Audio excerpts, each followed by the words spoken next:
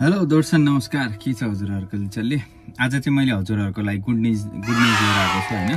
तर त्यो भन्दा अगाडि चाहिँ म हजुरहरुलाई केही कुराहरु भन्न चाहन्छु। जस्तै कि हजुरहरु अस्ट्रेलिया एप्लाई गर्नुहुन्छ, हजुरहरुले अस्ट्रेलिया एप्लाई गर्दा हजुरहरुलाई थाहा छ कि नै जस्तै के कति चाहिँ अब आफ्नो पैसा खर्च हुन्छ, के हुन्छ अथवा कति चाहिँ रिटर्न हुन्छ। हुन त मैले प्रिभियस भिडियोहरुमा भनेको छु, यदि हजुरहरुले हेर्नु भएको छ भने। छैन भने पनि यहाँ पनि म भन्दिन्छु हैन, किनभने हजुरहरुको त्यो हजुरहरुले जुन एजुकेसन फीहरु पठाउनुहुन्छ नि अस्ट्रेलियामा, यदि हजुरहरुको भिजा लागेन भने त्यो चाहिँ रिटर्न हुने हो हैन। तर हजुरहरुको इमिग्रेसन फीहरु होस् अनि अरु जति पनि आफ्नो खर्चहरु होस्, मैले अस्ट्रेलिया आउन कति खर्च हुन्छ भनेर त्यो भिडियोमा हालेको थिएँ नि त, त्यो हेर्नु होला यदि हजुरहरुलाई त्यो चाहिएको छ भने। अनि मैले चाहिँ यो कुरा आज किन गरिरहेको छु भने अस्ट्रेलियन गभर्नमेन्टले चाहिँ गृह मन्त्रालयबाट के कुरा लिएर आएको छ भने स्टुडेन्ट भिजा चाहिँ अब 50% ले चाहिँ इमिग्रेसन फी घटाउन लागेको छ स्टुडेन्ट भिजामा है। तर त्यसमा एउटा ट्विस्ट एन्ड टर्न छ। अब त्यहाँ के छ कस्तो छ भनेर चाहिँ हामी अगाडि भिडियोहरुमा कुरा गर्दै जाउँ हैन। ढिला नगरी let's just jump into the video.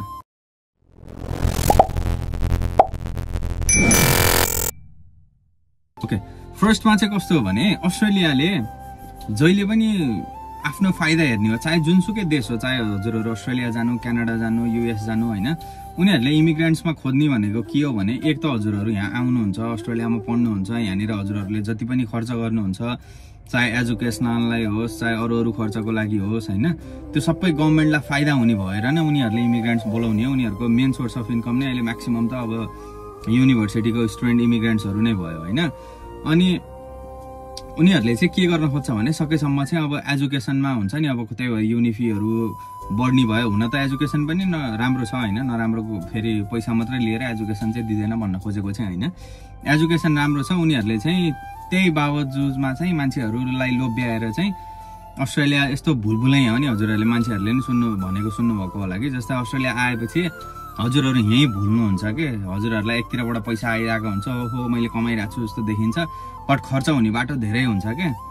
अब जस्तै अब हामी अरु देशमा मानौ अब कोरियाहरु यताउता भएको भए मान्छेहरुले चोखो जोगाउँछन् नि त।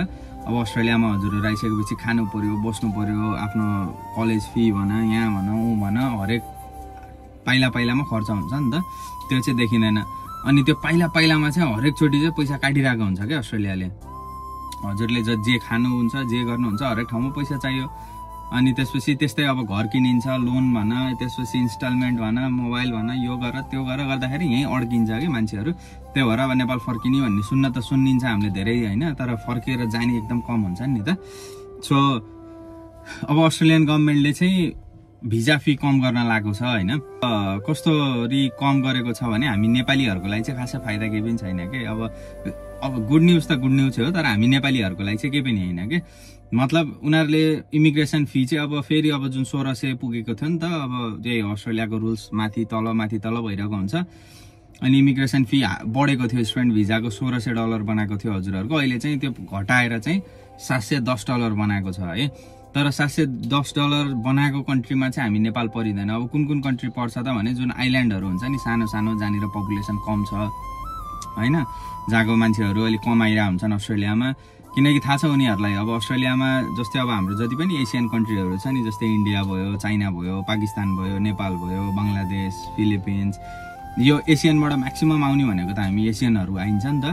सो एसियनहरुको चाहिँ उनीहरुले घटाएको छैन, किनकि उनीहरुको फेरि म्याक्सिमम मान्छे आउने त त्यहीबाट हो। अनि म्याक्सिमम मान्छेको पैसा घट्यो भने देशलाई त्यस्तो धेरै फाइदा भएन हैन।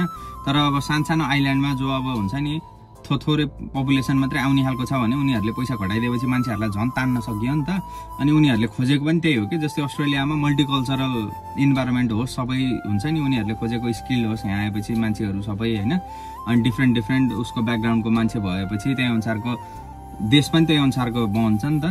सो उनीहरुले गर्न खोजेको चाहिँ त्यही हो। अनि अब जस्तै अफ्रिकन कन्ट्रीहरु, जुन आइल्यान्डहरु, सानो कन्ट्रीहरु छ, यो कन्ट्रीहरुको लागि चाहिँ फी घटाइदिएको छ हैन। यो चाहिँ अब मार्च 22 बाट बल्ल लागू हुनेवाला छ हैन।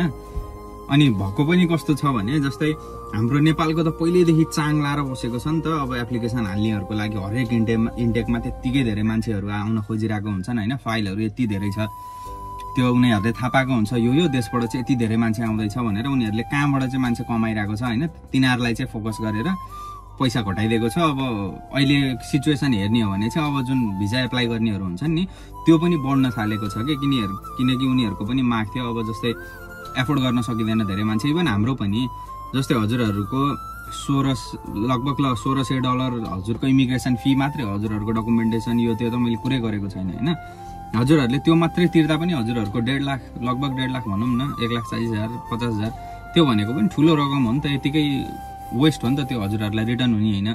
त्यही भएर मैले बार भन्छु हजुरहरूलाई कि हजुरहरूले डकुमेन्ट बनाउँदाखेरि प्रपर चेक गर्नु होला राम्रोसँग। अब भोलि केही भयो भने डकुमेन्टहरू कुनै ठाउँमा त माग्ला इमिग्रेसनले होइन, कुनै ठाउँमा चाहिँ उनीहरूले के पनि गर्छ भने डाइरेक्ट भिजा रिजेक्ट गरिदिन्छ। रिजन के दिन्छ अब हुन्छ नि अब सानो मिस्टेकहरूको क्या, त्यही भएर नामहरू जस्तै हजुरहरूले डकुमेन्ट बनाएको ठाउँमा मेरो एउटा साथीको नि के भएको थियो भने उसले चाहिँ अस्ट्रेलियन त्यो डलर कन्भर्ट गर्न बिर्सेको थियो कि जुन प्रपर्टी भ्यालुएसन हुन्छ नि, त्यहाँनिर चाहिँ लास्टमा हामीले अस्ट्रेलियन डलर कन्भर्ट गरिन्छ नि त, अनि इक्विभ्यालेन्ट यति हो $1 को यति छ नेपालमा भनेर गरिन्छ, त्यो चाहिँ गरेको थिएन होइन। त्यही सानो कुरोले उनीहरूले त्यो बुझेन भनेर भिजा रिजेक्ट भएको थियो कि। हुन्छ त्यो पनि हुन्छ, अब कुनै केसमा हुन्छ होइन, फेरि सबैको हुन्छ भन्ने कुरो पनि होइन। हजुरहरूले त्यो डकुमेन्टहरू बनाउँदा पनि राम्रोसँग जस कसरी बनाउनु भने इमिग्रेसनलाई सजिलो होस् क्या, डकुमेन्ट हेर्ने बित्तिकै सबै प्रष्ट होस् न, बुझियोस्, क्लियर होस्। त्यही भएर फोटो कपी गर्दाखेरि पनि कलरवाला गर भन्छन् नि उनीहरूले, उनीहरूको लागि सजिलो होस् बुझ्नको लागि भनेर हो क्या। ब्ल्याक एन्ड व्हाइटमा कहिले काहीँ अब नबुझिएला, केही अक्षर मेटेला केही होला, सो उनीहरूको फ्याटा अगाडि आउँदाखेरि ल यो छ भन्ने बित्तिकै ठ्याक्क काम सकियोस् क्या। त्यो भएर हजुरहरूले डकुमेन्टेसन राम्रोसँग चेक गर्नु। अनि अब गुड न्युज त गुड न्युजै हो, तर अब ब्याड न्युज हाम्रो लागि न गुड न ब्याड। अब हामी जति भयो पनि तिर्न तयार भएको मान्छे हामीहरू होइन। कन्ट्रोल उदय, हामीलाई खासै त्यस्तो केही प्रब्लम भएन, तर अरू देशको चाहिँ पैसा घटेको छ। अब नेपालको पनि आशा गरौँ अब छिटै नेपालको घटाउला भन्ने अब आश गरौँ होइन। हाम्रो फेरि नेपाली दाजुभाइ दिदीबहिनीहरू लास्टै धेरै हुनुहुन्छ होइन, सो आउनको लागि सबैको चाहना हुन्छ बाहिर आउने, तर आफूले अलिकति मेहनत गर्न चाहिँ नछोड्नु होला, स्किलहरू सिकेर आउन नबिर्सिनु होला। त्यति नै हो, अब त्यस्तो धेरै अपडेट केही छैन। अब हजुरहरूलाई नेक्स्ट भिडियोमा चाहिँ म अब प्रोसेसिङ हुन्छ नि टाइमहरूको अपडेट आएको छ, म त्यो अपडेट दिन्छु। अनि यहाँसम्म हेरिदिनु भयो, थ्याङ्क यू सो मच। अनि यदि मेरो भिडियो अहिलेसम्म हेर्नु भएको थिएन अथवा सधैँ हेरिरहनु भएको थियो भने थ्याङ्क यू त्यसको लागि। नहेर्नु भएकोले पनि च्यानल सब्सक्राइब गरेर राख्नु होला, हजुरहरूलाई नेक्स्ट अपडेटहरू जे आए पनि हजुरहरूलाई नोटिफाई हुन्छ है। थ्याङ्क्स फर वाचिङ, यहाँसम्म हेरिदिनु भयो, थ्याङ्क्स फर यर सपोर्ट। हजुरहरूलाई अर्को भिडियोमा भेट्छु, बाई बाई।